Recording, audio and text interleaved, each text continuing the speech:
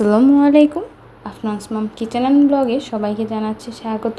আমরার এই সিজনে আমড়ার আচার খাবো না তা কি কখনো হয়? তো আমিও বানিয়ে ফেললাম আমড়ার মজাদার টক মিষ্টি ঝাল আচার। আচারটি বানানোর জন্য প্রথমে 1 কেজি পরিমাণ আমড়া নিয়ে নিয়েছি। আমড়াগুলো কেটে সেদ্ধ করে তারপর কচলিয়ে রেখে দিয়েছি।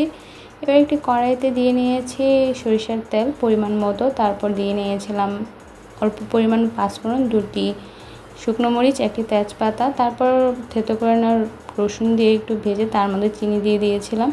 এরপর এর মধ্যে দিয়ে দিয়েছি কচলিয়ে নেওয়া আমড়াগুলোকে। তারপর এর মধ্যে স্বাদ অনুযায়ী একটু গুড় দিয়ে দিয়েছি। আমি কিন্তু আমড়ার আচারে চিনি এবং গুড় দুটিই ব্যবহার করি।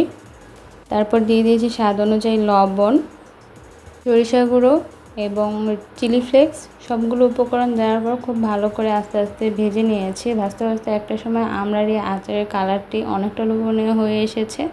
তারপর নামিয়ে নেওয়ার আগে আবারও কিছু চিলি ফ্লেক্স এবং পাঁচফোড়ন গুঁড়ো দিয়ে দিয়েছি। তারপর নেড়ে নামিয়ে নিয়েছি। তো এরকম মজাদার আচারের রেসিপি পেতে হলে আমার ভিডিওতে লাইক দিয়ে আমার পাশে থাকবেন। সবাই ভালো থাকবেন। আল্লাহ হাফেজ।